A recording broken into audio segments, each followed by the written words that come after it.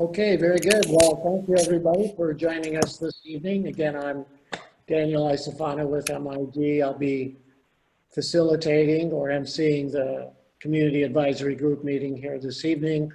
As we normally do, we'll do a round of just self-introductions, name and organization that you represent. And then we'll get right into the program agenda overview and we'll get started. So why don't we just head across the top of the screen, and Jen Tang, do you want to introduce yourself? Sure thing. Hey folks, good to see everybody. My name is Jen Tang. I'm the manager for Federal and Community Relations at Berkeley Lab. All right, Diz? I'm a neighbor, and I'm happy that everyone looks healthy. I hope you're all sane. Okay. Very good. We have a new member joining us, Beth, from the Berkeley Chamber. Why don't you say your name and organization and your role there, and thank you for joining us. Yeah, thank you, Daniel. Hi, everyone. My name is Beth Rossner. I'm the new interim CEO over at the Berkeley Chamber of Commerce. I joined the chamber staff about 6 months ago and just started my new role in the last few weeks. Happy to be here. Excellent, and we're happy to have you. Thank you. Over to Adam. Hi, my name is Adan. I'm a project director at Berkeley Lab for the Projects and Infrastructure Modernization Division. Okay, and just make sure you're off of mute when we do the self-introduction. So I'm just going around. Janet is next up on the screen. If you could all unmute yourself, we'll get through. Go ahead, Janet. Hi, I'm Janet Tam of Nolan Tam Architects for Architects in Berkeley, and also I'm on the Berkeley Community Scholars Board. I'm happy to be here. Very good. How about Marcos? Marcus Gander, community member. Okay. And then right there, is it Kara? Can't quite. I think it's Kazra. Azra? Yeah, I think you're next, Kazra.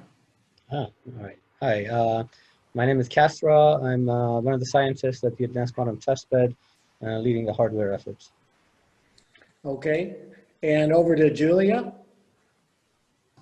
Hi, I'm Julia Hatton. I'm CEO at Rising Sun Center for Opportunity. Very good. Thank you. Sarah? Hi, I'm Sarah Moore. I'm at the City of Berkeley, specifically the Sustainability Programs Manager in our Office of Energy and Sustainable Development. Great. Eric is next up. Hi, I'm Eric Jung. I'm a community member and also a board member of the Berkeley Community Scholars. Great. Thank you. Good to have you. Jeff? Hi, Jeff Philibert. I'm the lab's site and environmental planner. And then John is next. Hi everyone, I'm John Mark Reichenbaum. I'm a postdoc at the lab, and I'm going to give you a brief update on some science that's going on site later. Excellent. We look forward to that. Richard? Oh, who, me? Richard Stanton. I'm a acting department head for infrastructure projects at the lab. And then we have John Rudolph. Hi, I'm John Rudolph. I'm a neighbor, and I'm here patched in from Richmond. I teach in San Ramon. Okay. How about Lauren? Hi, everyone. I'm with the DOE, and I'm Lauren Martinez, and I'm with the DOE Bay Area Site Office. Nice to be here. Thank you. All right, Dion. Hello, I am the Executive Director of Science at Cal, and I think I'm also here representing the Lawrence Hall of Science as well. And then we have Jocelyn. Hi, I'm Jocelyn. I'm with the Government and Community Relations team at Berkeley Lab, and I'm the Community Relations Administrator. Okay, and then over to Faith. Hi everyone, I'm Faith Dukes. I manage our K-12 STEM education programs here at Berkeley Lab. Looking forward to giving you all an update on programs. Good. And then Dan? Hey everyone, this is Dan Krotz and I'm with the lab's Strategic Communications Group. And Dawn? Hello, everyone. Dawn Robinson. I'm in strategic communications at the lab also, and work with Michael on executive communications. Okay, Rich? I'm Rich Sextro. I'm a community member and a lab retiree. And Rich, correct me if I'm wrong, but you may be the longest serving CAG member that we have on board at this point. Oh dear. Okay, and then Chris? Hi, I'm Chris. I'm a neighbor, community organizer, and these days also board member of the Berkeley Democratic Club. Thank you very much. And then Maria? Hi, I'm Maria Mayer from MIG. I'm assisting Daniel with this meeting. Okay, and Thank you then, all. very good, thank you, Maria. And then Michael, one of our main presenters this evening. Good evening, everyone. I'm Michael Brandt. I'm the Deputy Lab Director for Operations at the Berkeley Lab and the Chief Operating Officer. I'm welcome, everyone, and I'm really glad you're here and look forward to tonight's presentations. Very good, yeah, thank you. And just as we know, we typically start off with a round of CAG member updates or follow-up actions from our last meeting. That was back in June. It seems like ages ago, and a lot has transpired since then. But let's put out a call here. Are there any CAG members that have any interesting events or activities that they want to report on? Any special invitations of note? Let's see if anybody here would like to bring us up to date on some of these items. Janet Tam is hand up. I have it on my brain because I've been inviting a ton of people, many of whom are here, but the Berkeley Community Scholars is having their, we're not giving up, we're having our gala, although it'll be virtual on October 3rd. It's at 6 o'clock. I can, Daniel, if you, I guess I'll send invitations to everyone. It'd be really great.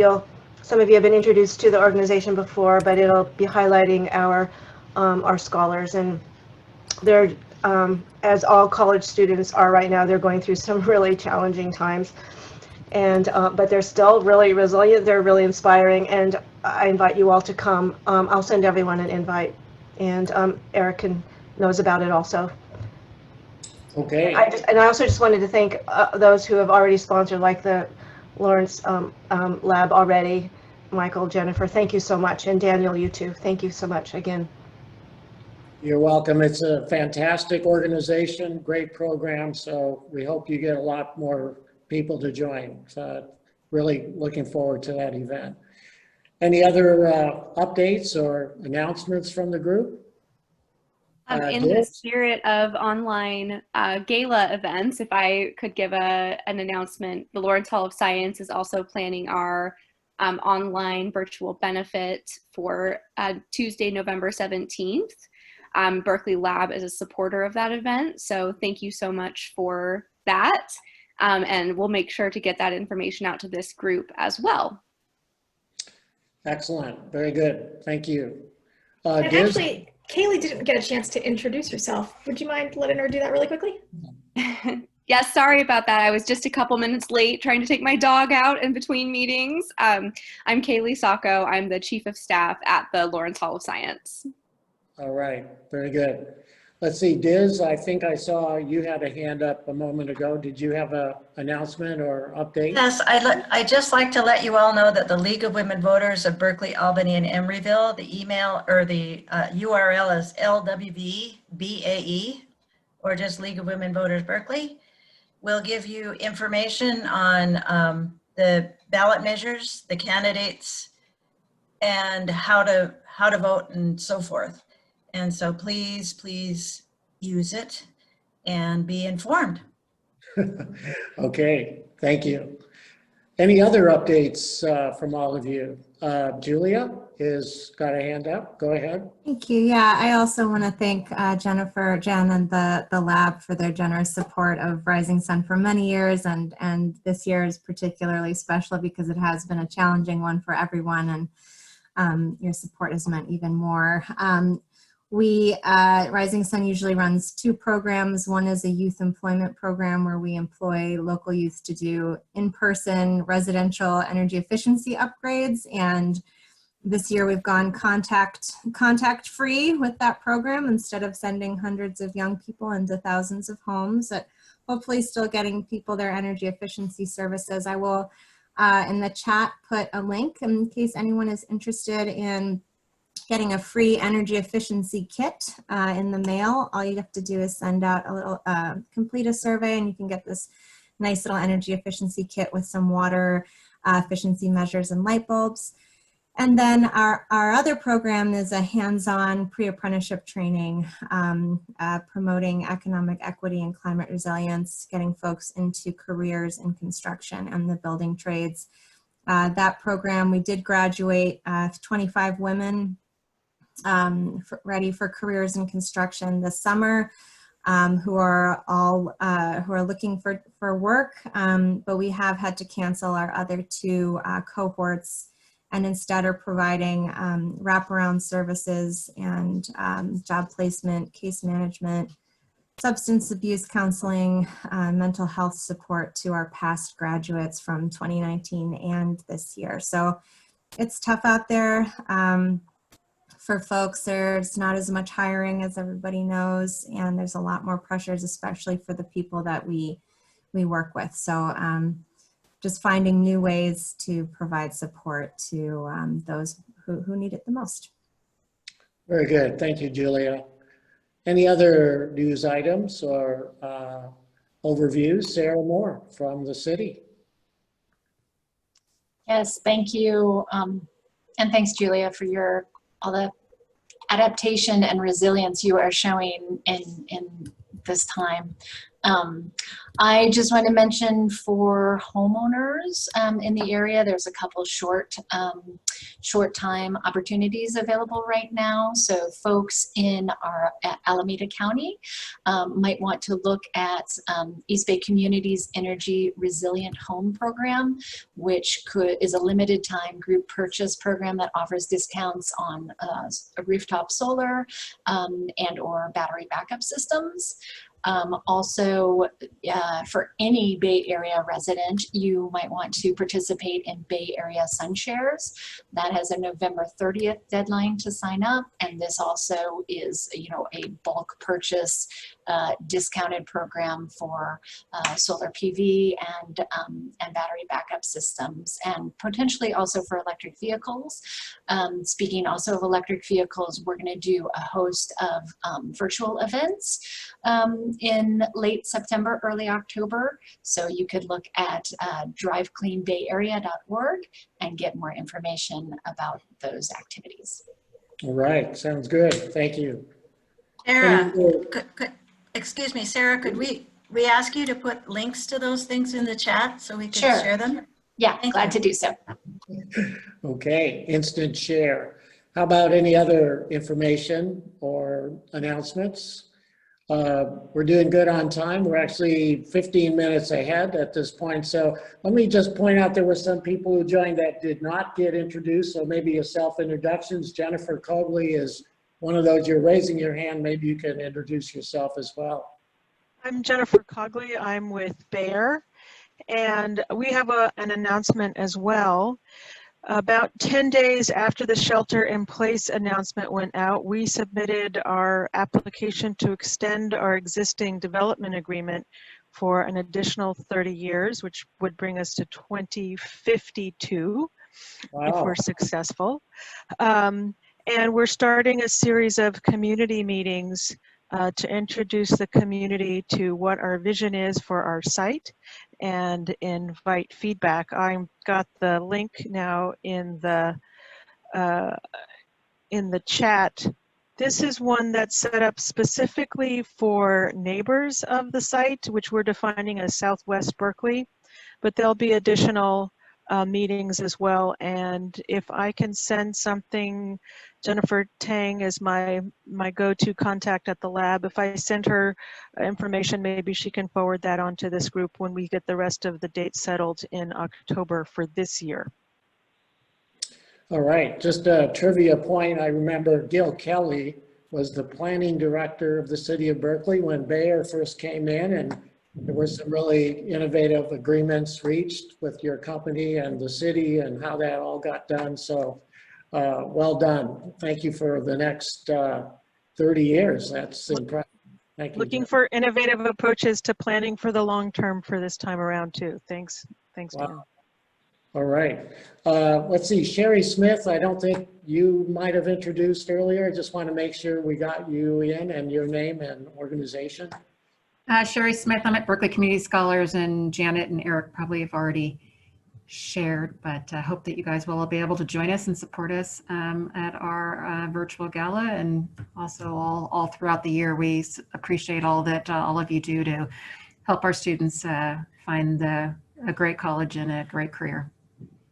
Excellent. Well, it's okay to keep reminding them, October 3rd, that's good.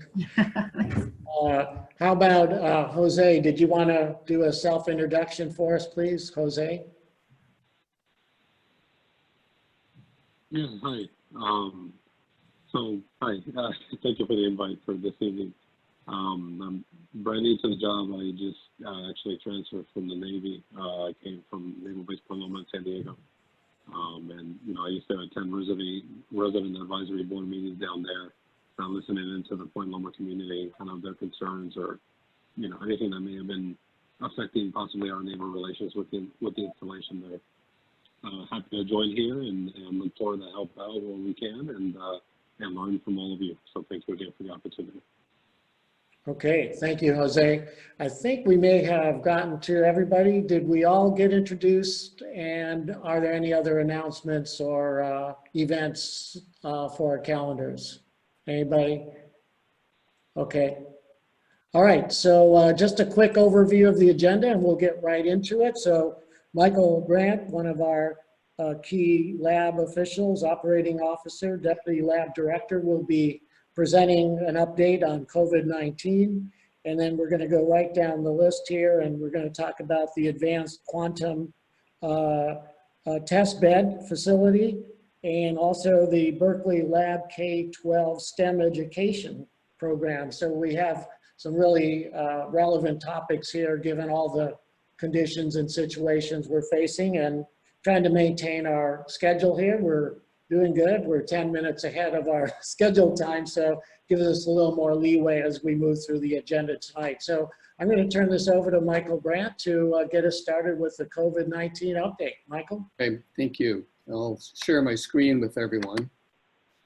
My plan is to do a couple of things, a bit more than just the COVID-19 update. We've recently had a drone registered as appropriate, and this is the aerial view of our advanced light source.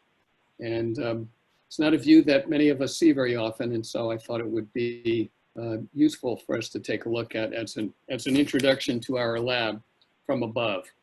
And during the early stages of the pandemic, we actually flew the drone over the laboratory, and we created a film for our laboratory employees to show what the early days in mid to late March and early April were like. And there were only about 50 of us working at the laboratory at that time. And so it was a very different time. It looked more like wildlife preserve than it did a national laboratory. But so tonight, there are 3 major topics, and I've added 2 additional topics. I'll share with you what we've been doing to protect our staff here at the laboratory, give you an update on some changes we're making at the lab for potential public safety power shutdown, future events.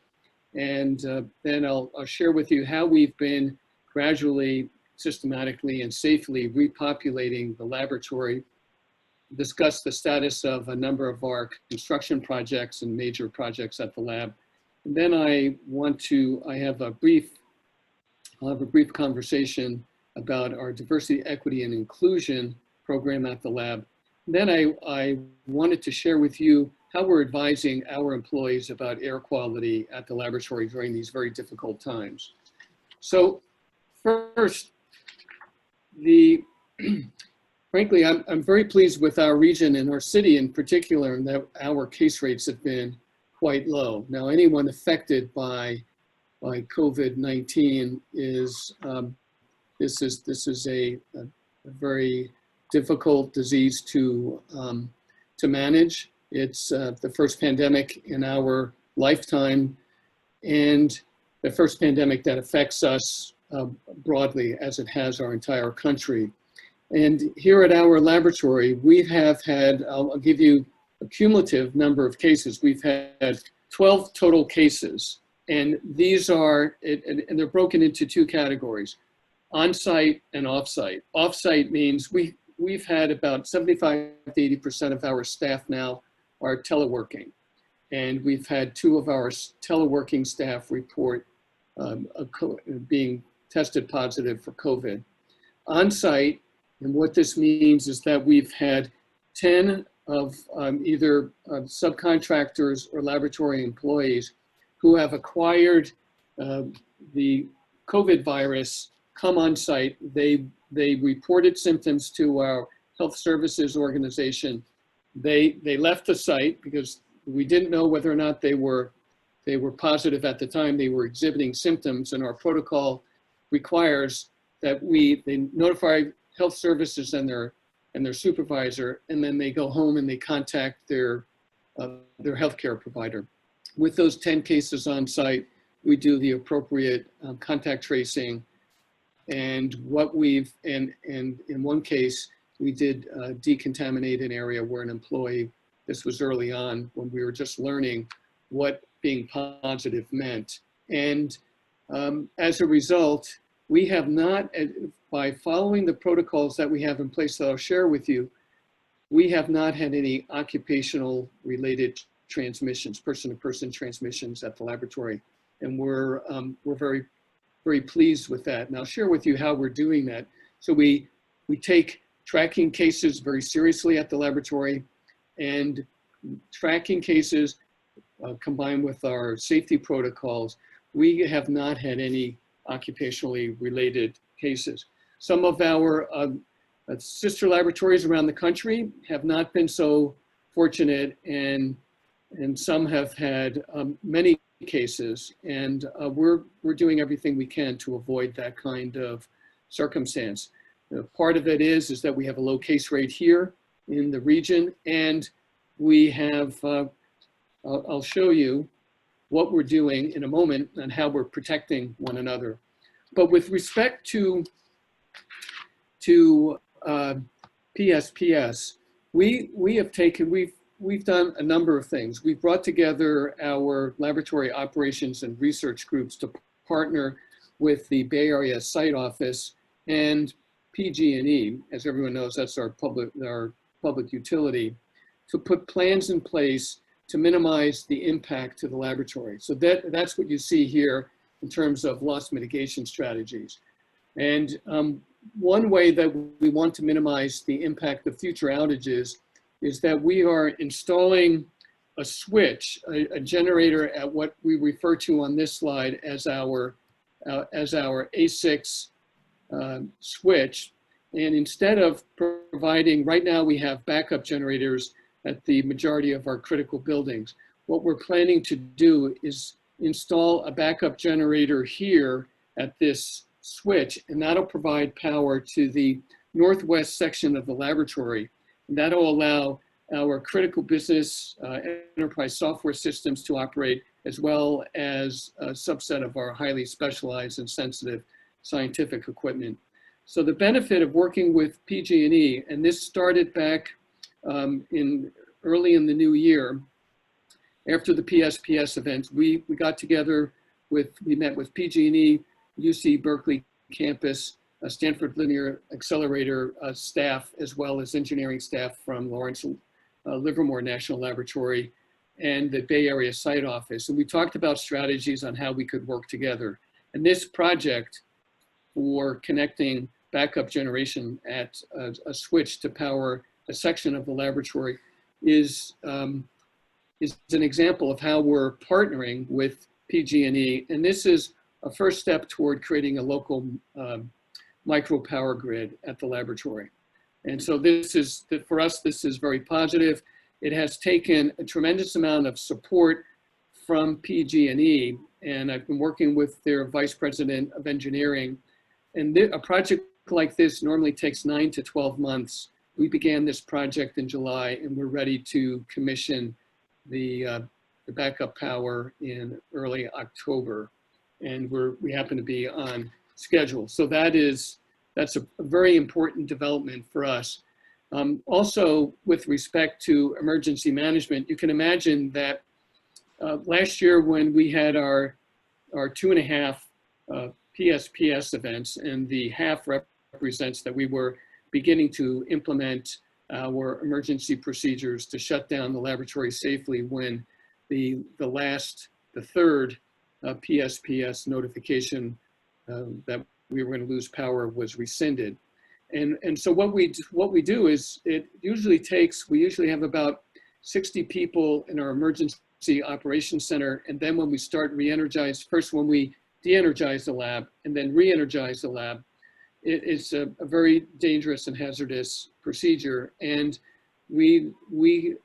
our recovery at the laboratories, the number of people swells to 300 to 400 people just to walk down every building and ensure that the electrical system, mechanical systems are safe and that there have been no adverse events as a result of re-energizing the lab. So we've been thinking about what do we need to do next. We're not going to bring people into an enclosed space. So seeing what the emergency operations centers around the country and then the region are doing, they're setting up these large tents to have basically an emergency operations center. We're going to do something similar here at the laboratory. We will have electrical power there, and we're going to follow our very strict COVID safety protocols, but you cannot manage effectively an emergency this way.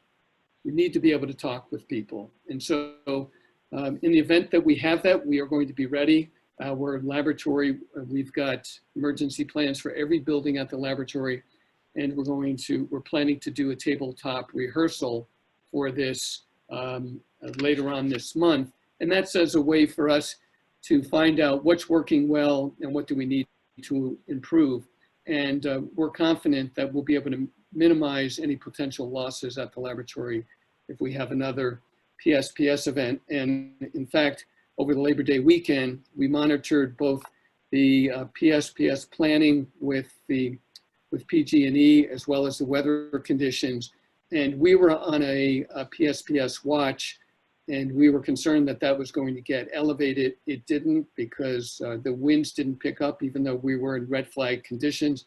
Red flag conditions represents a higher fire risk related to low relative humidity, no moisture, and windy conditions. And we managed to avoid a power drop at that time, but some regions to the northeast of us weren't as lucky. And so anyway, we're going to be as prepared as any organization can be, and we're hoping that we don't have to exercise our plans. So let's go back to the COVID and what we're doing on site. So because I keep records, and today we're in shelter in place. We're day 182 since the shelter in place went into effect. And our resumption activities began June 1st. So we're just completing day 103. And the way that what we did is early in the pandemic, we reduced our staffing to a safe and stable condition. That meant that 50 of us were here on site, mostly to maintain security, ensure that our facilities were operationally safe. And then gradually through March and into April, we gradually started adding back maintenance and preventive maintenance activities and calibration and repair of equipment, as well as maintaining our scientific equipment. Then in May, when the city of Berkeley opened up the construction activities, we started to resume operations at the lab with some of our subcontract employees to resume the work on a number of our projects, and I'll discuss some of those projects later. And so by the end of May, we had about 400 people working at the laboratory. It also included a number of scientists, because in April we received funding for COVID research, and we began expanding the number of scientists at the laboratory. Then beginning in June 1st, we began a series of pilots, and I'll talk about those in a moment. But when you do return to work, all of our employees, and these are very, very simple steps, and we weren't sure if they were going to be effective, and they turned out to be incredibly effective. So before coming to work, each employee, the supervisors receive an allocation of the number of staff that their division directors and associate lab directors receive this allocation, and they decide how they're going to distribute those employees across the laboratory. So you need line management authorization. There's a COVID safety training that teaches each of our lab employees what this new environment looks like. And then there's a health pledge. And the health pledge basically states that you will follow all of the safety protocols, our traditional occupational health and safety protocols, as well as the COVID safety protocols, that you'll have management approval, that you'll plan your work with your supervisors, you'll receive this training, and each day you take your temperature and check your symptoms. Check whether or not you are symptom-free. If so, you come into work. Once a week, we're asking people to record, just state that they have been doing their symptom checks, and that they log in with their employee ID number, and they basically sign the weekly health check and the health pledge. And we have 95% compliance because we're keeping track of this. And it has been quite remarkable because it's what we're requiring. Those are the simple steps. And so everyone badges into the lab so we know who's here and where they are. We're required to wear a face covering, maintain social distance, physical distancing from one another, and very simply wash your hands and sanitize your workspace. And we have a website, and it's open, so you can take a look at our website. And these are the types of conditions that we have in place, and it has been working remarkably well. Now, I'm not superstitious, but so far we have more than 3,000 person months of experience where we have not had an occupationally transmitted case of COVID, and we're quite proud of that. And we want to keep that going, because I will say that the reason why I believe this is working is because you grab a mask. This is reflective of a sign of respect for yourself and for your colleagues. And that's one of the reasons why it's working for us. Okay, in this next slide. So what else are we doing? So we've been using a series of pilots, and the pilots have helped us test the new activities that we've been putting into place. Right now we have 1,200 workers. We're on our third pilot. We've been over time. We've been submitting proposals to the local Department of Energy Bay Area site office, and those proposals are sent to the Undersecretary for the Office of Science for approval. And we've been given allocations of 300 to 400 people each time to increase the number of staff on site. Currently, we have 1,200 workers on site. And right now, that's what we're authorized. And what we're seeing is we're running below the estimate of the maximum safe occupancy associated with COVID controls. And what does that mean? That means that we've conducted a building occupancy study. We've gone through every building, every floor, and every office using a selected criteria to determine, based on ventilation and the size of the room, how many people can safely occupy a given space.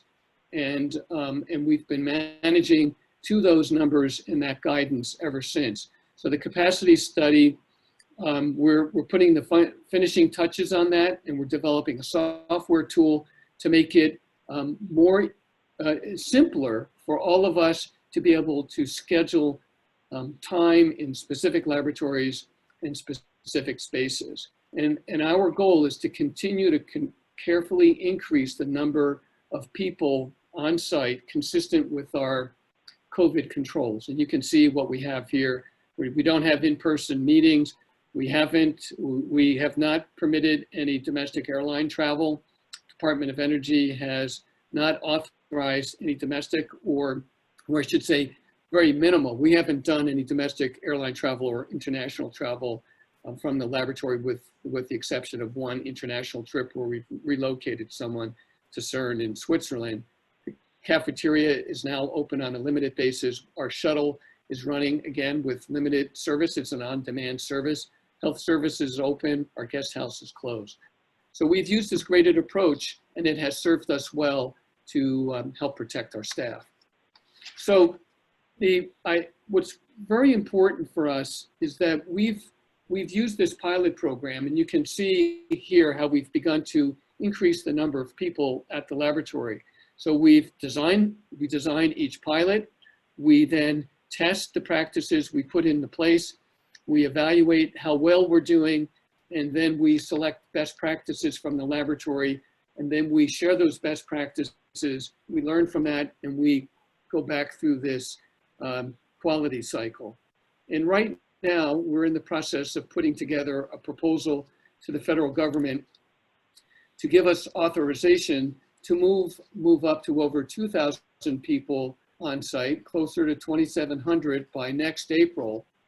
And that, what we're asking for is an authorization up to that number. And our plan is to very carefully continue to monitor safe occupancy, continue to evaluate our ventilation and airflow systems to be certain that we have the appropriate number of air changes required, which is a minimum of 3 air changes in a given space per hour. We're going to implement the space planning tool so we can be certain that we don't have anyone doubling up in offices or any laboratory space where it's inappropriate. And then we will continue to monitor local COVID transmission and hospitalization rates. And this is a dynamic situation because right now we've been in the same posture for the last 4 to 5 weeks. And our goal is to continue to very carefully increase the number of people on site. But given the progression of the pandemic, we are prepared to curtail operations as necessary. And in fact, we were looking at curtailing operations last week if had the air quality degraded above 300, the air quality index of 300. We did limit outdoor work, and that's another example of how we're looking after the health and safety of our staff. And I'll talk about air quality more in a moment. So now I'll just give you a quick update about some of our construction projects. You'll hear more about Quantum in this meeting, but this building here on the left-hand side is an example of repurposing a building at the laboratory. We're seismically retrofitting this building. Don is the project manager on this building, and we're making this our home for the quantum activities at the laboratory. It's going to be a completely refurbished and modern space. This project has a project cost of about $15 million, but a brand new building that would serve a similar purpose could cost us well over $60 million. So it's a good investment in an excellent structure for this purpose. The building on the right-hand side is our seismic safety modernization project. So what is that? This is the site of our existing cafeteria. This is what the new cafeteria complex will look like. This building will house our health services center, a new cafeteria. It'll have basic services such as occupational medicine, our training, HR, and security will also serve as an alternate emergency operations center in the event of an emergency. Could be a PSPS, could be a fire, could be any regional emergency that we might experience. What this project does, it's the reason why we're calling it a seismic safety modernization project, is that we will begin to tear down the existing cafeteria And that building is one of the highest seismic risks that we have on the laboratory's property. Together with our health services building, we're going to move out of the health. Once this building is constructed, we'll vacate the existing health services building. And then the third building that needs to be retrofit is the second floor of our fire station, because it's sleeping quarters for the firefighters. We need to install additional seismic safety retrofits, and that's going to be done in the near future. So this project, the new cafeteria complex, is a $95 million project, coupled with the two other projects. It's in design, and construction is scheduled to begin in FY22. So a year from now, we hope to begin construction. Another important project is the linear asset management project. If you worked in a DOE environment, you know you need acronyms. So this is known as the LAMP project. And this project represents the potential to completely modernize our utility infrastructure. Our laboratory is approaching its 90th birthday, and our strategy is to begin to upgrade sections of the utilities. It's electrical, it's water, it's both stormwater as well as drinking water and so on. These utilities need to be upgraded, and our plan is to dig once, replace all of the utilities, then rebury the utilities. And the objective is to increase utility reliability, reduce deferred maintenance, so we can enable our facilities to operate more effectively. Because of the deterioration of the core utility systems within the laboratory, and because that's accelerated, we've had an increase in unplanned outages and utility failures. They could be electrical failures, it could be water main breaks, and it's much more expensive to treat an acute situation where we need to bring in service contractors, and it's usually at the worst time. It's at night, it's on holiday weekends, and this is an inefficient use of our financial resources. So this project is a $240 million project. We're planning to get to the next decision point with the federal government in February, and our overall impact on science is to increase facility reliability and uptime. Now, the building on the right-hand side, we've talked about this before. This is a 72,000 square foot science building. It's a science laboratory building. It's designed to advance our collaborative biological and environmental science at the lab. It's known as BioEpic, and we're completing the final design, and we're in the process now of selecting a contractor. We're very excited about this project. In order to get this project going, we've broken ground on the footprint for this building, and we're moving the existing utilities out of the way so we can create the footprint in which this building can be installed. We're also, because this is being constructed on the old Bevatron site, we need to remove some of the deactivated utilities and tunnels and so on that were associated with that, with the old Bevatron building. So we've already begun that work, and we expect to finish that sometime next summer, so we can then begin breaking ground for BioEpic. So, okay, so what I'd like to do now is just to talk about, I have an update from DEI about diversity, equity, and inclusion at the laboratory. Our lab, and I've worked at other national labs, and I'm very proud to say that our laboratory is committed to diversity, equity, and inclusion. And the Department of Energy has asked all national labs, which frankly are funded by taxpayer dollars, to suspend their diversity, equity, and inclusion training programs. So the Berkeley Lab is cooperating with this request, and we're pausing our DEI related training until we can, working with the department, assess our offerings in light of the current concerns with the Department of Energy in Washington. So I want to underscore one very important point. Our laboratory, the director, Horst, myself, and our other leaders at the laboratory, we remain committed to the principles of inclusion, diversity, equity, and accountability as we've been doing so over these last many years. We believe that this makes us stronger as a nation and as an institution.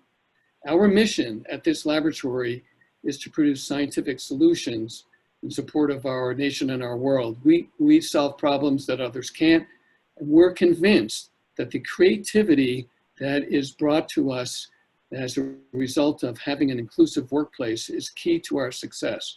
We will keep you updated as we learn more and as we work our way through the concerns with the department, and you can visit our diversity, equity, and inclusion website on our homepage, okay? So now what I'd like to do is I'd just like to talk about our air quality. It's granted the air quality has, so when I moved here from New Mexico, I moved from a region where in the last 15 years of my service at Los Alamos, we experienced 7 regional wildfires, 3 of which caused evacuations of the community. And so I'm very interested and concerned about wildfire threats in our region. And when we see skies, as you see depicted on these slides that we all experienced last week, what that represents to me is pain and suffering in other communities. And this is pain and suffering in our community because of the poor air quality and for the losses in human life and property and the upending of the lives of many who have been affected by this fire. And so what we've been doing, and we send out at the laboratory, I send out, or my deputy we send messages to the laboratory talking about air quality. And we've discussed in a number of, we refer to these as our all lab-wide messages are known as level 1s.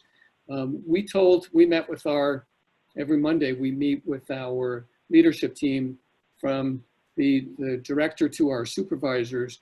And we emphasize, and I emphasize today, that we will continue to keep them informed about air quality conditions. And the ongoing fires in Northern California and in Oregon and throughout the West are creating these smoke events. It's the prolonged exposure can create breathing difficulty, and particularly if you have pre-existing conditions such as asthma.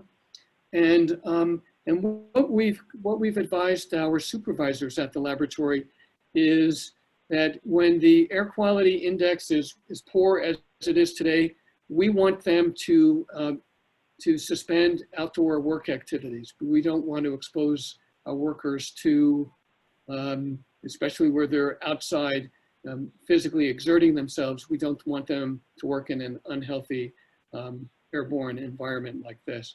And we encourage them, if they have questions, to work with our EH&S staff, our environmental safety and health staff, and our health services staff, if any supervisors or any of our employees have questions and concerns about their health, particularly during events like this. So I felt it was important to share with you what we're doing to look after our staff during times like this. And at this point, what I'd like to do is just open the floor up to any questions you might have. Thank you. Very good. Thank you very much, Michael. If you could stop sharing your screen. Yes, that's good. Thank you. All you folks, very good. Thanks for that great information. Any follow-up points to Michael's presentation? This is Diz. Yes. And did I understand correctly that the feds are saying that we're not supposed to do DEI? What was that statement? So the statement is as follows. The Department of Energy has asked the laboratory, all the national laboratories, which are funded by the taxpayer dollars, to suspend their DEI training programs. They're asking us to suspend the training programs, not to suspend DEI, okay? For the time being. And we're working our way through this. All right. Well, I'm glad you're working your way through it. It's it's a lot of chagrin there. Yeah. Good, thanks, Tim. Oh, hi, Michael. This is John. Hey, You John. mentioned that at the beginning of COVID, the lab seemed like more like a wildlife refuge than a Yes. place of work. And I wonder if, in your understanding of large facilities, how are these fires impacting wildlife and what's being done, if anything? I know it might be off point to the lab's No. work, but you might have a perspective that some of us might be curious about. Thank you. So I also worked at another national laboratory in northern New Mexico where we had 40 square miles. And when I spoke in public, a common phrase was, if we weren't a national lab, we'd be a national park because of the archaeologic resources and the wildlife. Well, and there we had protected species. We had 4 endangered species we protected in some of the work that I did in the past. And here at the laboratory, we have wild turkeys, we have deer, and it seems like during these times, certainly early on in the pandemic, I saw more turkeys, deer, a couple of bobcats. That's what I'm seeing on the laboratory, and they were just roaming freely across just outside my building on the roads because we had 50 people here when we normally have 5,000 plus. And so that's the wildlife comes in through the gates, through open gates. Just you see them throughout, certainly in the Berkeley Hills and throughout Berkeley. Now, in terms of is your question about what do we do to protect animals during fire events? Is that what you were suggesting? No, I wouldn't ask that. I'm more just concerned about what managers of huge properties in Northern California are doing in light of all these wildfires and the obvious impact it must have on wildlife. Is there any thought to it? Yeah, I can tell you that here at our laboratory, we take great, we exercise caution in the way we drive, and 2, we don't interfere with the wildlife on the laboratory's property, and we've not had any challenges with that. I will say that I've heard that we've had the occasional mountain lion here, and because we're a fenced off area, that is it's something that we do pay attention to from time to time. So we're stewards of the resources that we're obligated to manage, and wildlife certainly represents one resource. And based on my previous experience with cultural resources and large wildlife habitat, I take every precaution to be certain that we're not in any way interfering with them. One thing that we do, where there was there's a disruption every year, is when we bring the goats on site to as wildfire protection. What I've noticed is as the goats are migrating, and you see them up in Tilden Park, that seems to be concentrations of more deer and turkeys in areas where the goats are not feeding. So that's about the full extent. I don't have any wildlife biologists on staff as I did at my previous position. Okay, very good. Thank you. We just have a couple minutes in order to stay on schedule here. So any other questions for Michael before we go on? Julia, go ahead. Yeah, I mean, first I want to congratulate and thank you for the incredible work with the COVID preparation and safety. I've been trying to do that for a small staff of 20, and that's overwhelming, and I can't imagine it at the scale of the lab, so that's a huge accomplishment. I also and this is not a reflection on the lab, but just, I guess, a reflection on state of things, like how disappointing and infuriating it is that you've been asked to stop your DEI training. I think that's outrageous and unacceptable. And I also understand that you need to follow the directions that you're given when it comes to stuff like that. And I am confident that you're working through it as best you can. I had a question about construction and if you, on those projects, if the lab uses project labor agreements or community benefits agreements or works with, you know, the extent to which you work with the building trades and union labor on your construction contracts. That's first of all, thank you for understanding the DEI training issue, and all I want to do is just thank you, and I'll move off that for now. And we're doing everything we can. I've got some of my project managers online, and I would like to ask one of them to answer because they're much closer to the work. So Don or anyone who's managing projects, Richard, would you like to talk about how we use labor and what are some of our labor agreements look like? Yeah, I can speak to it a little bit. Our requirements are for prevailing wage. So although we don't do specific agreements with individual unions, it is a requirement for our subcontractors to pay the prevailing wage in the area. And so they submit certified payrolls that our procurement department reviews. So that's really our approach. And then the other component to that is the E-Verify program for that, you know, that's looking at requirements for the individual workers that they need to comply with. Okay. Thank you.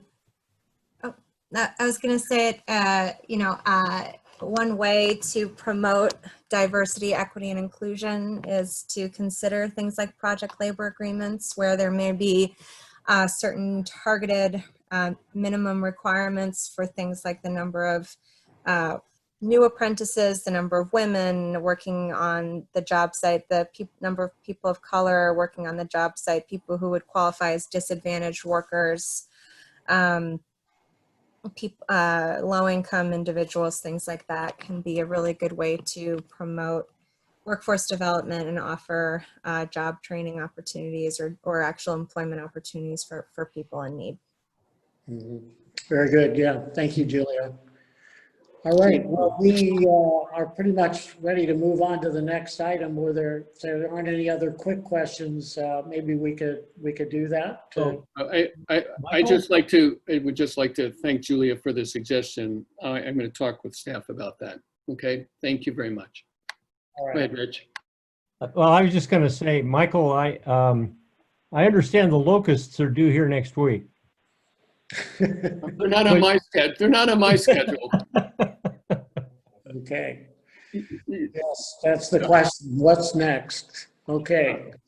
All right. Well, thank you, everybody. Going on to the next. Can I ask one more quick question, Daniel?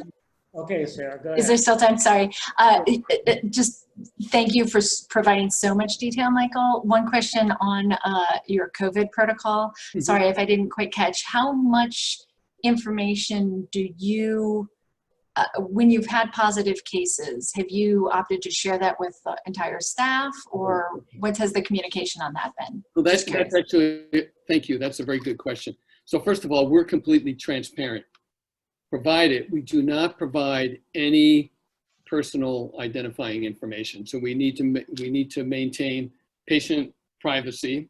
Each of us would want to have our health status kept private, but we do, for example, notify if someone has been in the building. Typically what we've seen is that people come into work, they're not feeling well, and they leave. And they may or may not have been in contact with anyone, but we notified the building occupants in that area. And then every Friday, we publish a scorecard of the number of cases that we have at the laboratory. So we're being completely transparent. And when you can imagine that early on in the pandemic, when we had our very first case, was a person who came on site and then they left. That created, through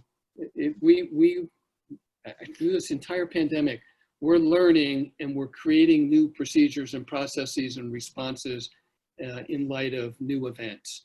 And so this has been refined over time.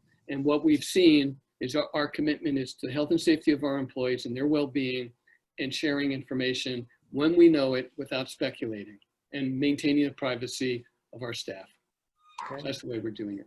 Thanks so much. Thank you. All right, thank you. Let's go on to the next two presenters, which will be John and Adan, talking about the advanced quantum test bed and building 73. So if you would like to share your screen here. Yes. Get going with the next presentation. Sorry, I think somebody had a question before we move.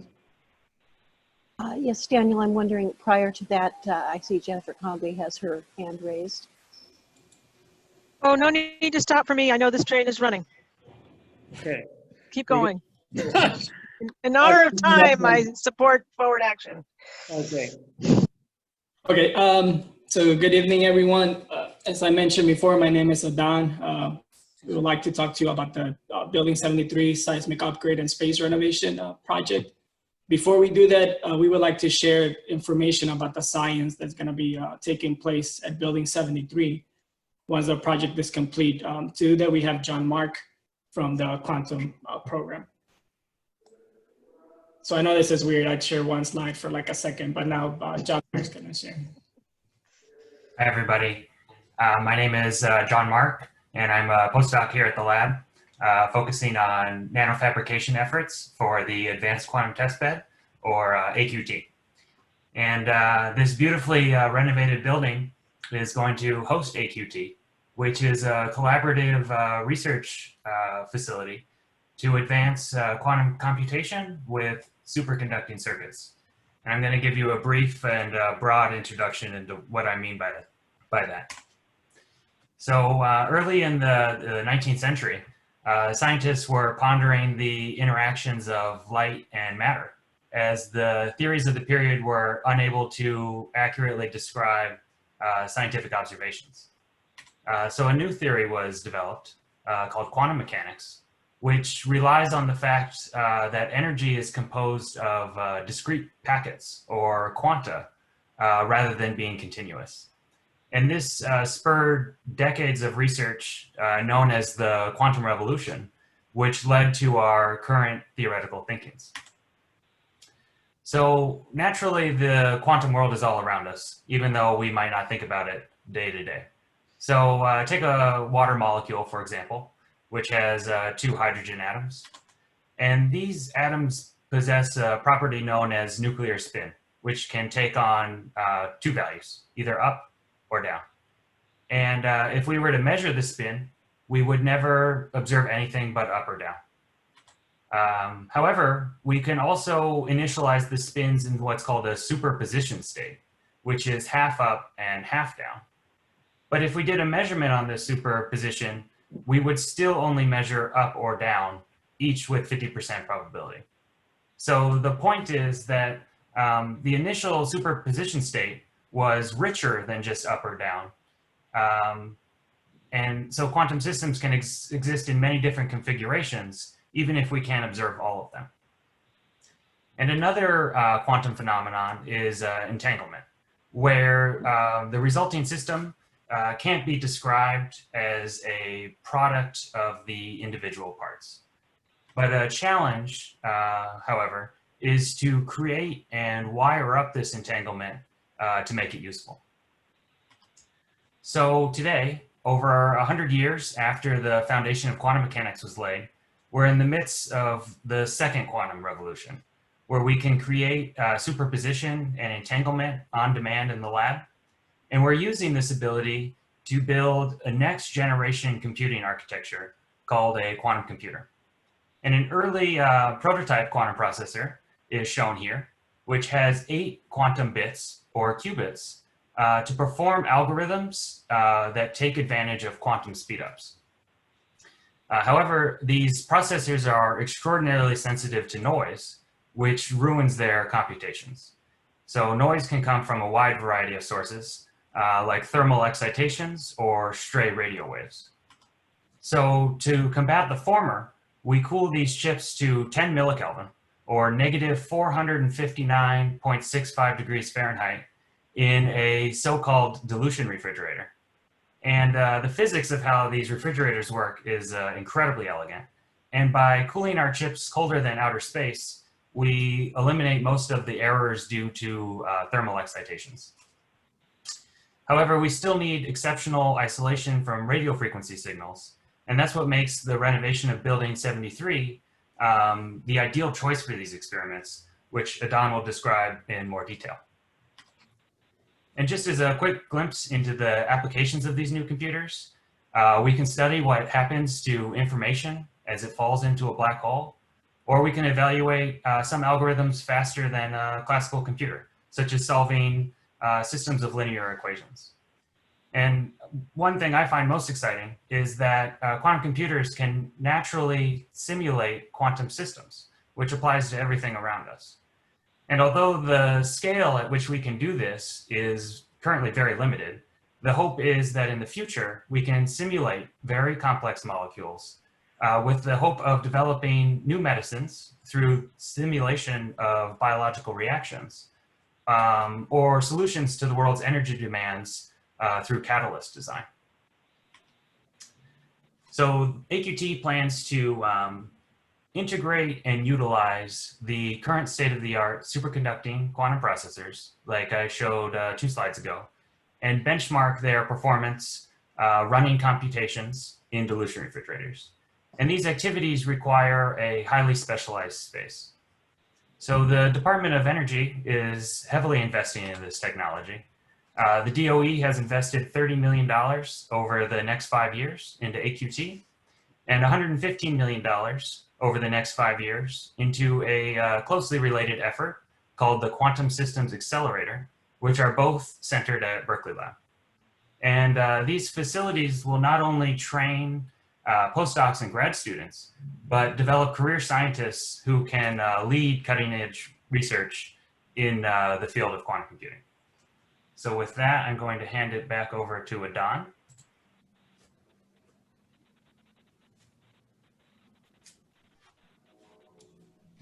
Thanks, John Mark. All right, so as you guys just heard, this science is super interesting, very important, and very complicated.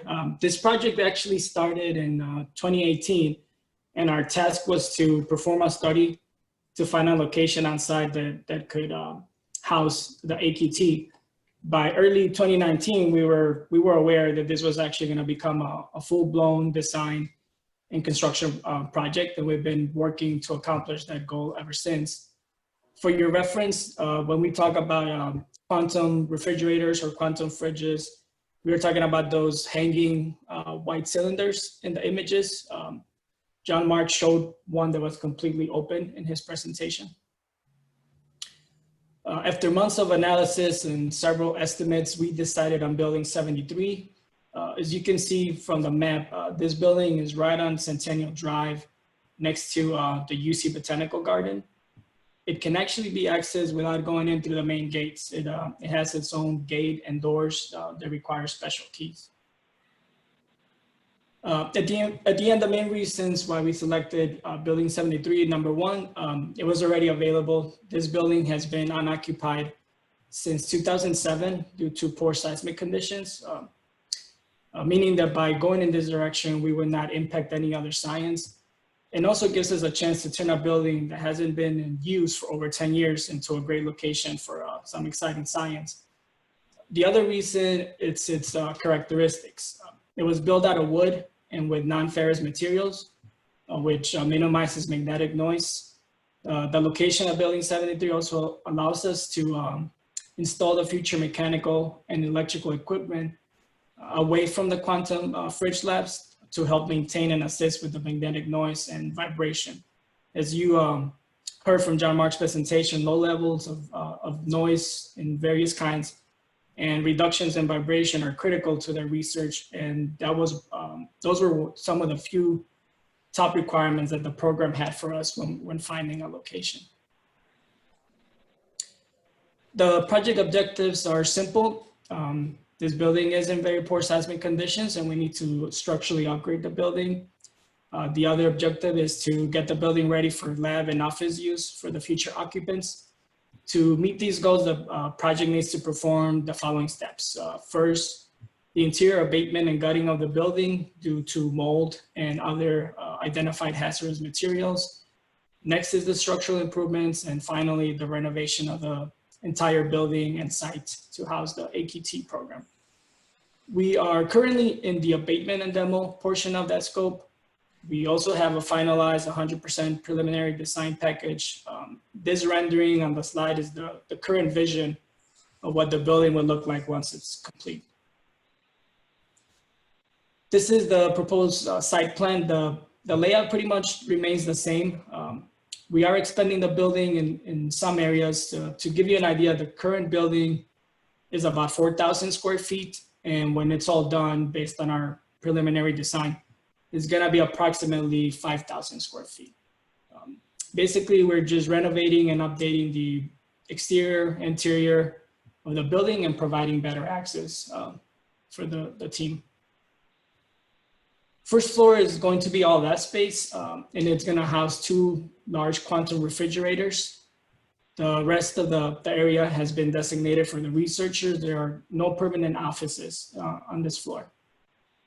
The second floor is the primary space for the occupants with the cubicles, offices, conference room, restrooms. It will also include a prep lab and a second space for 2 small quantum fridges. Overall, the building would have 4 quantum refrigerators in operation once it's up and running. These floor layouts have been designed in collaboration with the end user. They have been involved with the design from the beginning and will continue to be. So what have we accomplished? As mentioned before, we have a completed 100% PD package. We have a contract and are working on the abatement and demo. This slide also shows a list of items that the project has worked with experts on. We're about 95% complete with the abatement and interior gutting of building 73 and have started installing scaffolding to the perimeter to assist with the future steps and showing that progress on this slide. This is a graphical representation of the field schedule. The abatement and demo are ongoing and scheduled to be completed by the end of the calendar year. Seismic upgrades will be completed in early 2021. And the renovation, if everything goes well, is expected to be completed within calendar year 2021. We felt that giving you an idea of what you'll see if you drive by the site would be helpful. As we continue with the site and building prep, you'll continue to see these waste bins. They've been out at the site since June. These bins are used for abatement and demo material. They get replaced about every 2 weeks, and our contractor provides traffic control for the pickup and deliveries. During this year and into 2021, you'll also see many concrete trucks entering the site for the seismic upgrades. For example, we have new piers and shear walls, but also concrete for floor slab, the mechanical equipment pad, and the electrical room. You'll also see regular construction equipment, excavators, cranes, delivery trucks. The contractor will continue to provide traffic control when required, and there is no road closures expected. We are specifically designing to avoid road closures on Centennial Drive. Thank you for your time. You guys have any questions? All right, thank you, Don and John, for those presentations. Anybody want to follow up with questions, comments, observations? All good so far? That was easy. Looks like I just want to say that it's very exciting what you're doing with quantum computing. It's way out there, and we're happy to have it in our backyard. I think everyone on the team agrees. It's a great place to be doing this exciting research. Okay. Thank you for that.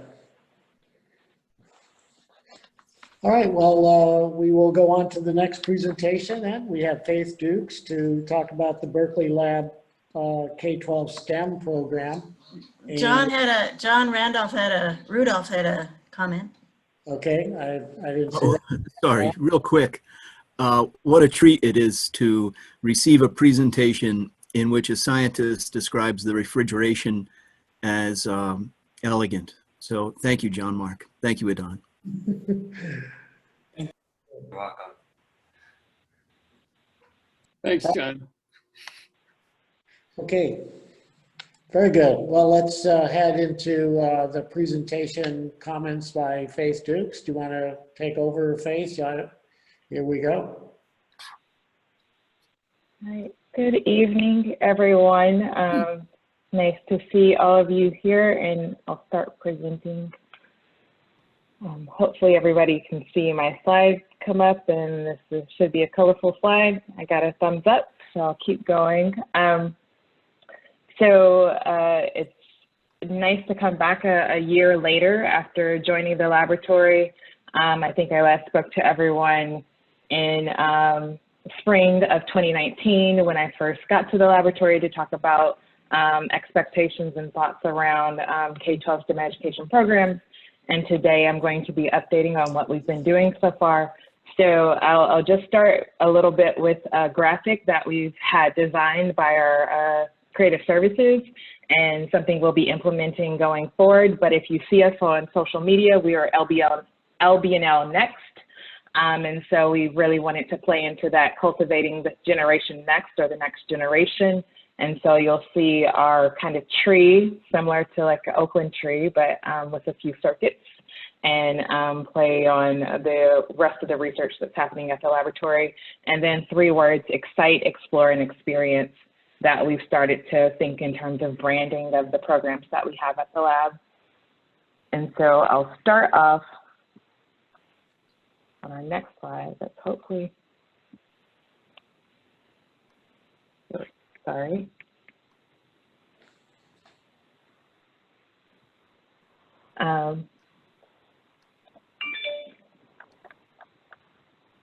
Thank you for the great design comment, Julia. And we'll keep going, hopefully. Here we go.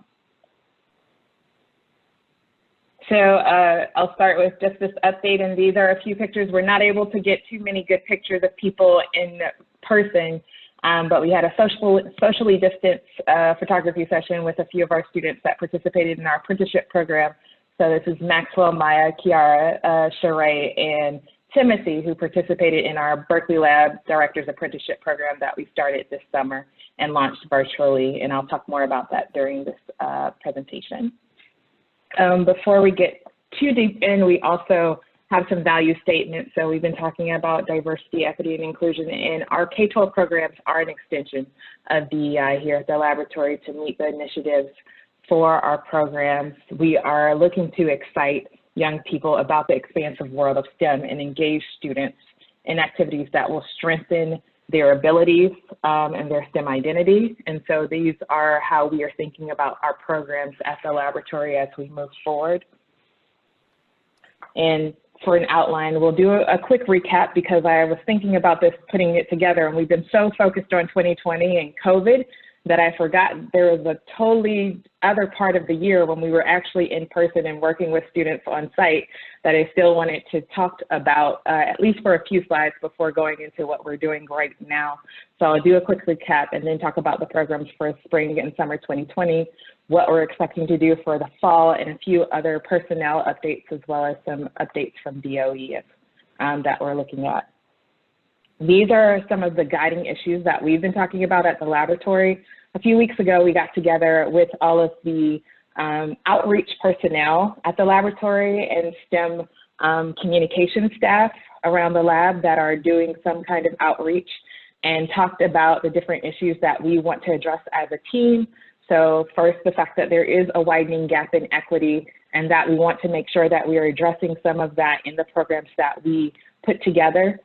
We still need to support teachers in scientific concepts and standards and think about how our research can connect to those science standards, and the examples of real world applications for students. We haven't always had a way for the groups outside of the laboratory to understand and learn about the outreach that's taking place at Berkeley Lab.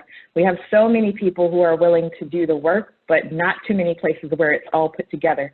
So as a K-12 office, we want to make sure that we're a landing page for people to find out what's happening, whether or not we are doing the program specifically, or if it's supported by physics or the molecular foundry or the quantum test that decides to do some work outside. We want to make sure that people can find it on the K-12 site. And then we haven't been able to fully capture this in order to share it with the Department of Energy headquarters. So we want to make sure we are capturing all of this work and putting it together. And so we're thinking about our office as a hub where people can either get support, get understanding, and then move on from there on both sides of our lab, from the laboratory side and from the outside, our community and our neighbors.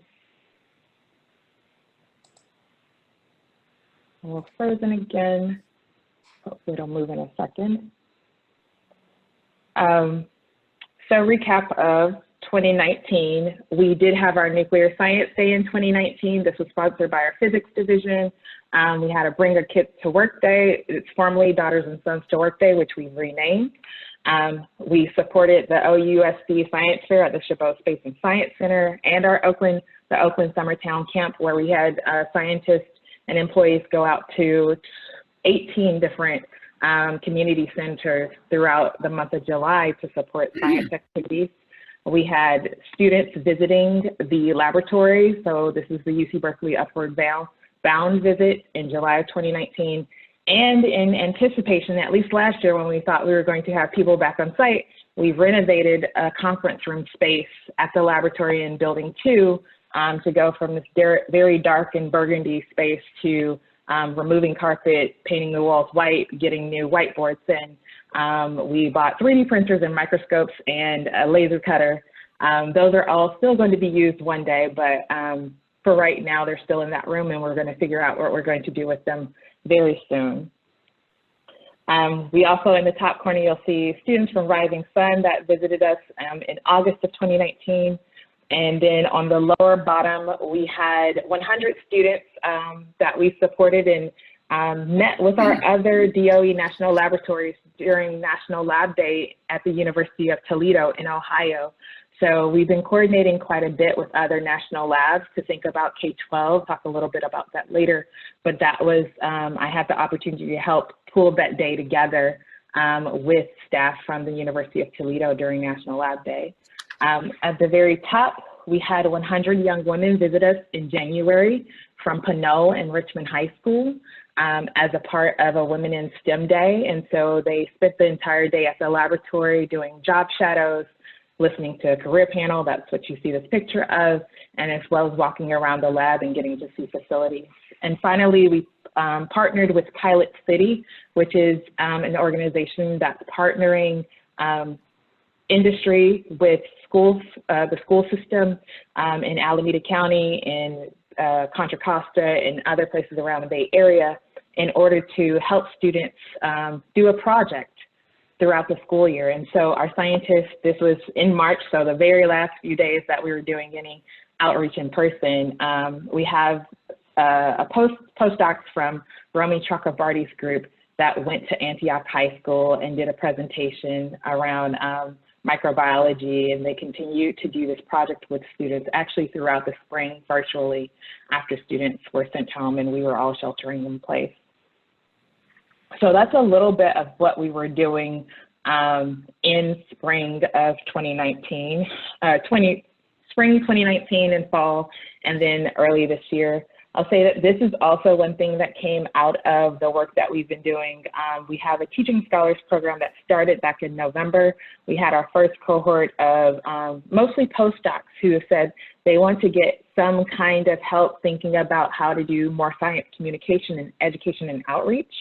And so this group of postdocs, we went out to Verde Elementary School in Contra Costa County, and we worked with teachers to think about how they could get more grounded in specific science concepts over the course of the day and work together. So we were able to do that with Community Resources for Science. So that was a partnership with a local organization. And entering spring and summer 2020, Again, we're thinking excite, explore, experience. So with exciting, we're thinking K through 5 students. We know that research that is at Berkeley Lab isn't particularly applicable to students in K through 5. And so we're thinking about how can we support other organizations that explicitly work with K through 5 students. And so Scientific Adventures for Girls, Community Research of Science, Lawrence Hall of Science, and Chabot Space and Science Center are all organizations that we've been partnering with. Specifically, like an example is Scientific Adventures for Girls. About 42 of our volunteers have been putting together kits that are going to go out to 400 students over the course of this fall. And so we've been supporting physically putting together all of those kits that will go out to students. One of the things that we are going to do later on this year is continue to update what we have our Bliss kits. They're currently on site, and parents could usually, Berkeley Labs parents could pick those up and take them to schools to do outreach, especially for schools that we weren't doing outreach with. We're going to think about how we can update those so that they can be used virtually by parents to possibly volunteer with their own students' classrooms. In terms of thinking of the next group, we are going to have, we're doing a holding pattern, just a quick bit, but we supported K through 5, and I'll say 6 through 8. One of the things that we did during the spring was we had a virtual homework help. So basically our volunteers were from the lab again, and they actually volunteered to support homework for Berkeley Lab employees, their children. And so a few hours a week, they would volunteer to do some type of STEM subject, and we even had people volunteer to do English, history, and government in order to help support those students who are at home and transitioning virtually. We've decided, and I'll talk about this later, to transition this from individual help to actually helping teachers and supporting whole classrooms for the fall. There were a lot of things around liability and legal issues in which we wouldn't be able to support a public program being for individual students. We wouldn't be able to have all of the connections and contacts we need in order to do that for each individual student, but we know we can contact teachers and support schools as a whole as we move forward. So this is one program that we're going to start with and continue to move forward with.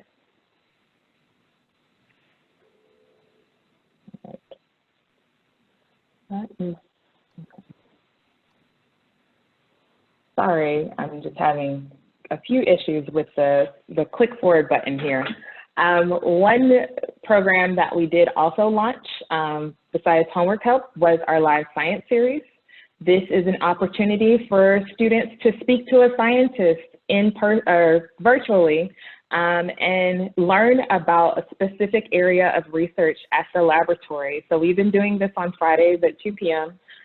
We just sent out a survey to see if that 2 p.m. time works out or if we need to move it to another time, but we've covered astrophysics, 3D design and fabrication, composting, X-ray crystallography, using supercomputing to detect weather phenomena, and also very popular yeast and sourdough and the genomics behind looking at yeast. And thanks to Dee Rossiter as well for joining us on some of those to help put together. We've also had people from Lawrence Hall of Science and UC Berkeley scientists help out with that, but this has had about 265 people total in those 6 sessions, and then we've had 1,000 views on YouTube when we count all the view counts for all of the videos. But this has been a great way for people to interact with the scientists, learn about the research at Berkeley Lab, and also do a fun activity. So it's a very low stakes way in order to get information about the lab, but also be interactive. So that's something that we've done throughout the summer, and we'll continue to do actually in the fall. So you'll see, you saw that next one is Nano Day on October 9th that we'll continue with. So again, our next step is reviewing survey results for appropriate time and content, connecting to more science standards so that teachers have a justification for why they would stop their class or tell their class to go watch this video, and then continue solicitations from lab members, increase post-production value, since we won't be using a lot of funds on materials this year because we'll be mostly virtual. We want to make sure that these the products that we do put together are nice and can be used in future years. And additional content will be developed to support the recorded programming. Right now, we typically put together a worksheet that's both in English and in Spanish. So we'll continue to do work on that. And we're hoping actually for October, that will be our first bilingual session. So we'll have both English and Spanish components for that session.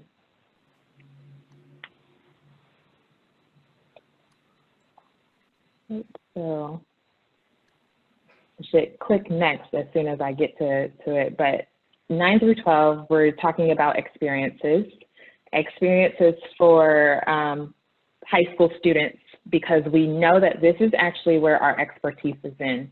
We have already had ICLIM. The K-12 office hasn't run that. It's been run out of JBay, our Joint Bioenergy Institute.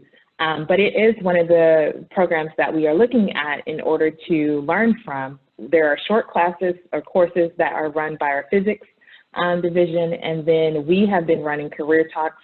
We will start to do scientists in the classroom. We are looking to put together formal internships again this year. And there are 2 programs that I will talk about now. Our Berkeley Lab Director's Apprenticeship Program are ones we launched this summer, along with Science Accelerating Girls Engagement in STEM. So to talk about these programs, these are ways in which we're making sure that our students get an opportunity to understand what it is to be a scientist. The first thing that we did was have career panels for all of these programs. So during July and August, we actually had career panels on bioscience research, material science, entrepreneurship and industry, and the importance of communication, along with some fire talks that were during the SAGE program. So we'll continue this during the fall. This is a look at all of the young women who took part in our SAGE program. This was a 1-week virtual program that we hosted jointly with SLAC National Laboratory. So we had 96 students participate in this program. The program is typically a residential program. It's in its 3rd year. It was originally hosted by SLAC National Laboratory for the first 2 years as a residential program, but because of COVID, we went fully virtual. We had over 47 committee members between both laboratories and 100 day of volunteers to support this program, with the students being the ages of 14 through 17. Most of them are from Northern California, and they all got an opportunity to do hands-on projects. So we sent out 96 kits to the students. They did professional development, as well as took part in career talks and virtual job shadows. What we want to do next from this program is to learn and support the chapters that will come after this, or so we have what's called SAGE X. That will be student support chapters. They've gone back to their school and they create their own SAGE group and think about what it means to be a woman in STEM. We will have additional workshops.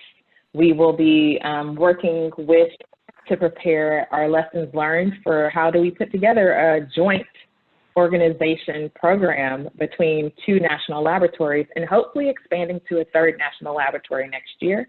And the Betty and Gordon Moore Foundation do plan to announce additional round of funding. So we look forward to seeing that announcement and hopefully having that to talk about and talk about how we will support an additional DOE laboratory joining. The next program that I'm going to talk about is our Director's Apprenticeship Program. This was something that we had an idea for last year. You can see this is the slide, our last day of quote unquote class that was virtually online. We had great support from the laboratory staff, including Deb Arkwall, who supported our graduate student intern. So Ajayi here at the top was our program coordinator, and she was supported as a graduate student intern. She's actually in Louisiana, but she supported the Intro to Python class that the students took. There were 17 students from Alameda and Contra Costa County that took part in this program. They did a 4-week introduction to Python, data science, and general career panels with our researchers over the course of this the summer. And so they were all provided computers, they were all provided access and accounts to Berkeley Lab. They were given Arduinos, so in order to program with Python, and they had a few projects that they actually got to take part in. Trent Northern also provided what are called eco-fab labs that allowed them to grow seedlings in a closed system. So they all got a chance to report on the specific area of the program that they really enjoyed. And we had multiple times where they presented, and they, thanks to Jen, received certificates of participation and completion from Congresswoman Barbara Lee's office. She also did a welcoming video for their final presentations, as well as certificates from Senators Dianne Feinstein and Kamala Harris's office as well. And finally, they had closing remarks from Superintendent Karen Moore. So it was a pretty successful program that we had. We do have some next steps here. We're going to learn a lot from this 4-week crash course into doing a virtual program. These students all receive stipends as well. So we're going to do more work on finding funding. You'll see down that we have the Berkeley Lab Foundation has put a support button on their site in order to now support K-12 programs, as well as we've joined the Alameda County Office of Education and have been a part of a round 2 grant. So that will provide some student stipends, but we will be looking to figure out ways in which to provide all students going forth with stipends. And we also are partnering with the data science education programs at UC Berkeley to develop content around data science, since this is a very particular skill set that we want to make sure students have. So the apprenticeship program is supposed to build up student skill sets so that students can be then successful in a traditional internship. We know that some high school students won't need this kind of support, and so we do want to have those 2 tiers that we implement going forward, where we have the apprenticeship program that's a cohort, and then we have the other program where students are individually working with a mentor, and that's what we are looking to do for summer 2021. I'll say finally, I think we're going to get to fall 2020. Oh, before, here's a little bit of a look at spring summer volunteer support. We've had about 1,100 participants in our program so far between March and September of this year. Close to 300 volunteers that have been supporting that, and almost 2,000 volunteer hours. So a lot of people have been supporting the work that we've been doing, and definitely we can't do it without Berkeley Lab volunteers who maybe it's because they're at home a little bit more and they don't have as much to do, but they have been really giving their time since we went into shelter in place in March. And so we're thankful. I know that none of the programs would have been as successful if we didn't have as many people responding to our emails. And finally, when we get to fall, we are going to be supporting teachers. That's my slide goes to the next one. There we go. This Saturday, we're going to host an open house for any teachers and educators. We just sent out our newsletter, but if you know of any teachers that would want to use or talk or have their students talk to scientists, I'm going to put this in the chat box. But we are looking at registration and on Eventbrite. We are going to just have a quick Zoom call about an hour to talk about the programs that we'll be offering for the fall, and talk about those summer programs, because we want especially teachers here in the Bay Area to know that these are opportunities that are going to come up for the students in the summer again. But we'll continue career panels in our live science series. We'll continue to actually engage our SAGE and apprenticeship program students. The fact that summer is over does not mean that we have stopped engaging with those students. We want to continue to engage with them students throughout the year. On a monthly or every other month basis, we'll be doing workshops with them.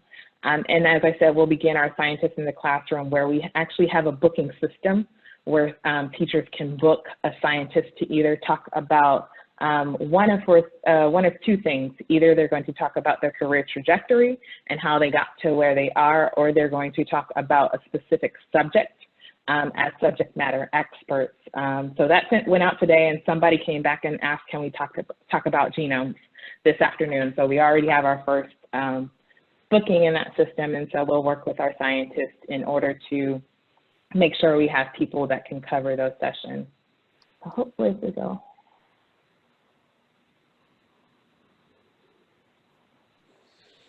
All right. And so final updates for our national, the National Laboratory Directors Council has advised that they'd like to put together, or they wanted to bring together all of the education leads at the national laboratories. So we just had our first meeting a couple of weeks ago. So now all of the education leads in K-12 from all 17 national laboratories are a part of a council that will be coming together to discuss the work that we're doing as national labs and to share information and best practices, which had not been happening before this year. So that's a really great update to K-12, to activities around DOE. I'll remind everyone that K-12 is actually not a budget line for the Department of Energy because other federal agencies really support STEM education. So this is probably one step in a really good direction to have DOE actually support beyond the science goals that have been supported in the past. In terms of personnel for our team, we are hiring an instruction and content coordinator this fall. So this will be our first full-time hire that we're adding to the team. We had about 130 applications, and we started phone interviews today for our top 10 candidates. So we know that this person will be really a really great addition to the team. And last, we'll be working on our strategic plan this fall to think about where are we going to be in 5 years. This has been a really great learning experience in terms of pivoting and thinking about what's next. And so we look forward to updating and coming back to you probably next year with a more finalized plan of what we think or where we think we'll be in 5 years. So thank you for your attention. Okay, fantastic, Duke, Faith, rather. Great presentation, very comprehensive. And let's see if there's any questions, comments, feedback to all of that presentation. Eric? Hi, Faith. Thank you so much for the presentation. That's really cool to see a lab do all of this stuff for students, even during COVID times. I guess the question that I have, if you didn't mention it already, is how are your programs promoted and marketed, targeted for students? And then what are the demographics of students that you're currently getting in programs like the apprenticeship program? So the way in which we've been getting information out, we do have a newsletter that we were collecting students' emails, you know, whenever we went out to spaces. We have about 300 students and teachers on our student education newsletter list that goes out. And also I've sent everything out to two main listservs. It's the Bay Area Teen Science listserv, as well as the Coalition for Education Outreach, which is hosted at UC Berkeley. And so those are two main ways in which we get in touch with educators. And then I have a list of district leads that I've been sending everything out to. And so that's how we've been getting things out. But if you have other listservs that we need to go to, please feel free to let me know. I know we don't have our full list of people that we want to go out to, and we're constantly looking at who we need to add. In terms of demographics, it's hard to do the public events, and I actually just, and so that's why for the fall, we are targeting specific schools, and we're prioritizing specific schools when they book to say, you know, let's look at the school, let's see where they are, and if we have competing, you know, bookings, we're going to say, well, the school that is there a Title I school or comes from a less under-resourced space is going to be, is the one we're going to prioritize. Last thing for the apprenticeship program, our apprenticeship program specifically prioritized students from underrepresented backgrounds. So our breakdown was, I'll say 50% from Latinx backgrounds, another 20 or so percent from Asian, Broad Asian, Pacific Islander, one student identified as Native American, and the others identified as African American or Black. So we really, really worked hard to make sure that those students in the apprenticeship program specifically will be a representation of the Bay Area in terms of residential demographics. Awesome, thank you. Okay, thank you, Eric. Any other questions or comments for Faith?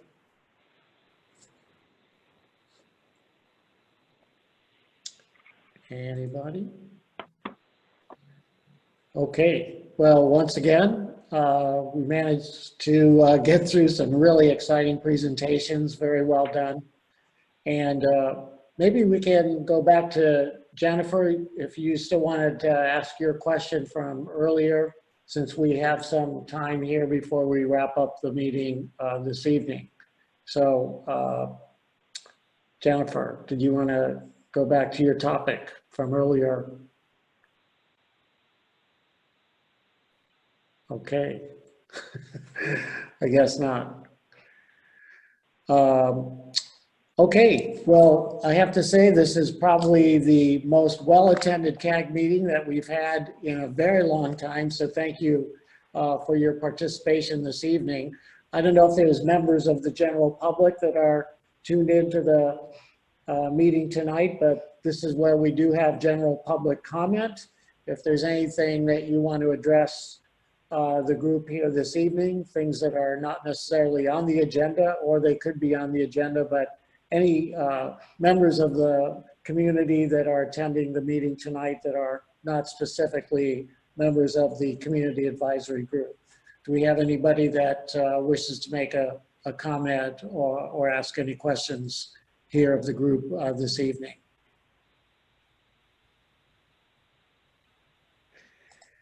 Okay, I don't see anybody in that category. So once again, we have made a record of the meeting as we do every session. Normally when we're in person, we do have the video camera going, so we do record these Zoom sessions. Just want to remind you of that. And that's so we can also post the presentations on the CAG website as part of the Berkeley Lab website. And with that, we have our next meeting, November 9th, and that'll be the last meeting of 2020. We hope conditions will be far better as we go along towards the end of the year. And we hope everybody stays safe and sound, and we look forward to your continued participation on the community advisory group. So, and Danielle, sorry to interrupt. I just wanted to plug a couple of events if you're curious to learn a little bit more about the science that's happening at Berkeley Lab. So this Thursday at noon, we'll have the Midday Science Cafe, which is a collaboration actually between UC Berkeley's Science at Cal, which is run by Dee Rossiter, and the lab's Government Community Relations Office. We're going to be talking about the global carbon cycle, and I'll put a link in the chat to that if you want to sign up. And then also this Thursday, later that afternoon from 3 to 4:30, the lab's hosting the 3rd annual Research Slam, where 12 postdocs and early career scientists are going to go head-to-head presenting their research in under 3 minutes. I'll put the link in that chat box as well. And I also want to give a shout out to Julia Hatton, who's going to be one of our judges for that event. If you decide to tune in as an audience member, you'll also get a chance to vote for your favorite postdoc or researcher's presentation in the People's Choice Awards. So just wanted to talk about those 2 things before we wrap up. Excellent, thank you. Any other quick comments or notices before we do wrap up? Okay, well, looks like we're good to go. Again, everyone stay safe and sound and stay connected, and we hope to see you on November 9th on the digital screen. So take care, everyone. Good evening. Thank you, everyone. Thanks, everyone. Take care. Bye-bye.